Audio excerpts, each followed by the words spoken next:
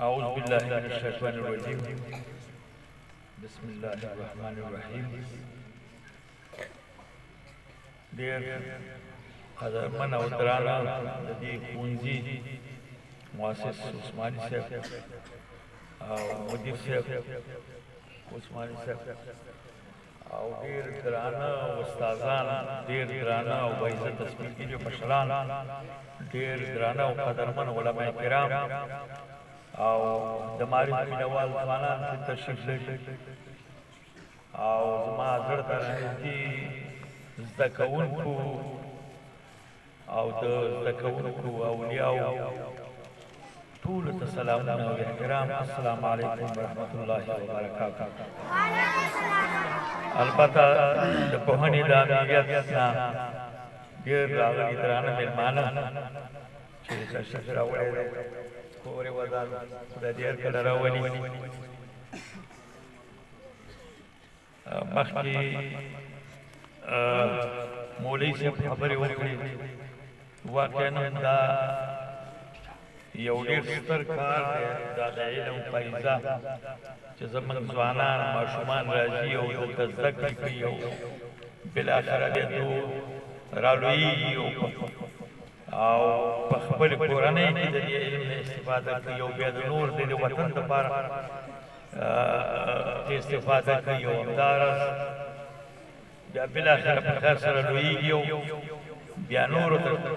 زده کړه ورکوي. نو دا اکثر رقم چې وایي چې دا صدقه جاریه ده، په واقعیت سره دا یو ستره ثمره ده د کورنۍ لپاره چې ښوونځي ته ماشومان راولېږي او هېڅوک بې تعلیمه پاتې نه شي. دا باید زموږ او ستاسو ټولو دغه پالیسي واوسېږي. دوستانو زه خو اول مننه کوم د عثماني صاحب د کورنۍ ټولو نه چې دغه یو قدم یې دلته پورته کړی دی. دغه اوس په کلي کې چې یو ښکلی ښوونځی یې جوړ کړی دی او اوس چې ما ولیده زه خو وړاندې نه وم راغلی او علاقمند وم، ځکه زه په دولتي ښوونځیو باندې ډېر ګرځم، په دې خواته نه وم راغلی ځکه دوی خواري او زحمت زیات شي. ځکه دا په دولتي ښوونځي کې لږه ګڼه ګوڼه زیاته او شمېر ډېر دي، ځکه هلته په چا کنټرول نشته. یا که نه څومره چې راځي مجبور دي چې هغو ته داخله ورکړي. نو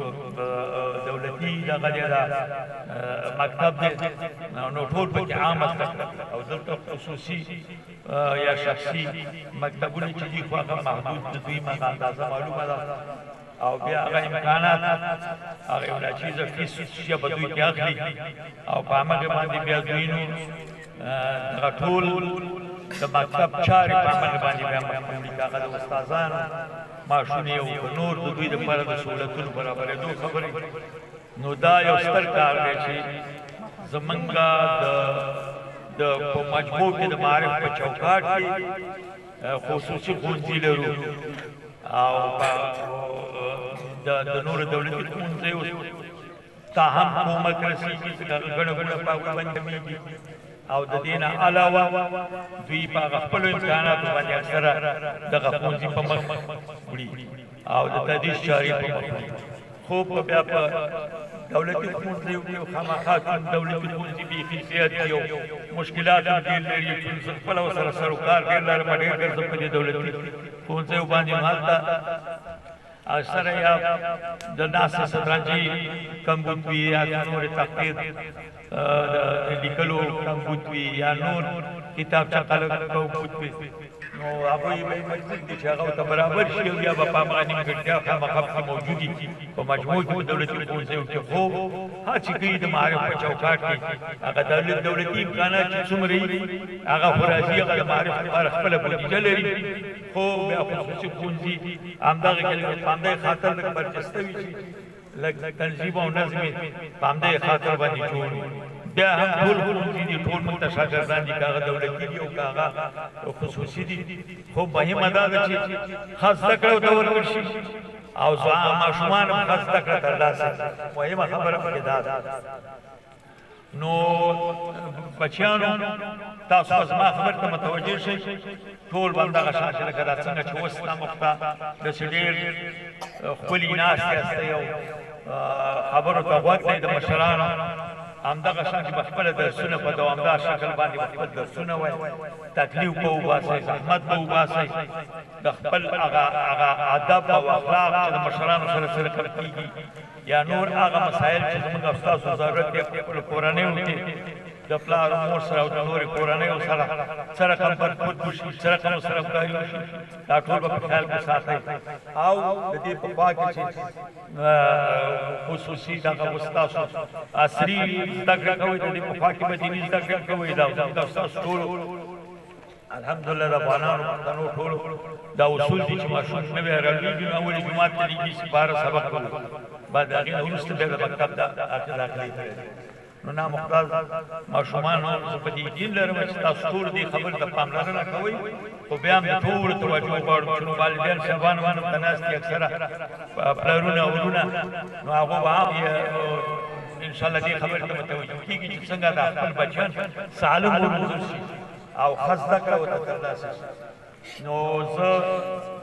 چون ستاسو ګرمي ده د ماشومان لمر ته ناست دي او لمر اوس تېز دی که نه نیم ماشومان لمر ته دي او لمر ته ډېره ګزاره اوس نه کېږي چې د ژمي موسم ختم شوی دی مخ په ګرمۍ باندې موسم روان دی نو چې ډېر تکلیف څه شي زه به هم ډېرې خبرې نه اوږدوم بس په دې هیله باندې چې ټول به خپل درسونه وایي خپل زحمت مو وسوئ د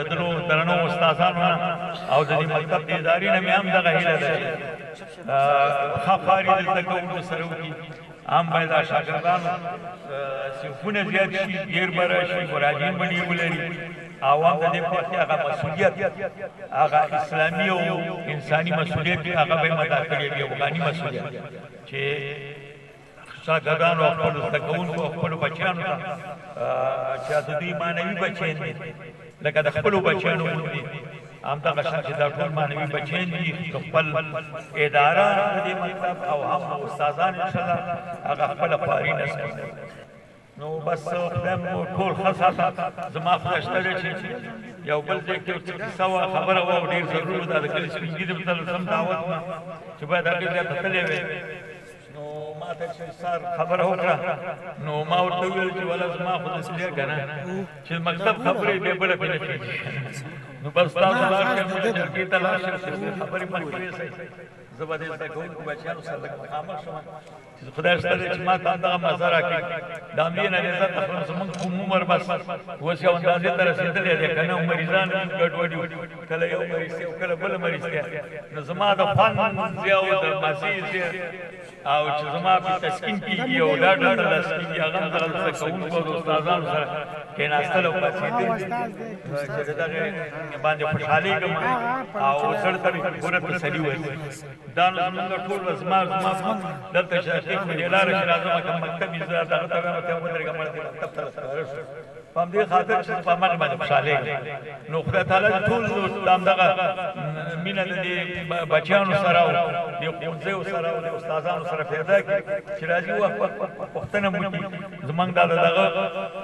د ګردي مکتب چې کله کله زه دا لیسه کښېنم چې مشر مکتب یې همغه دی نو لیسه ده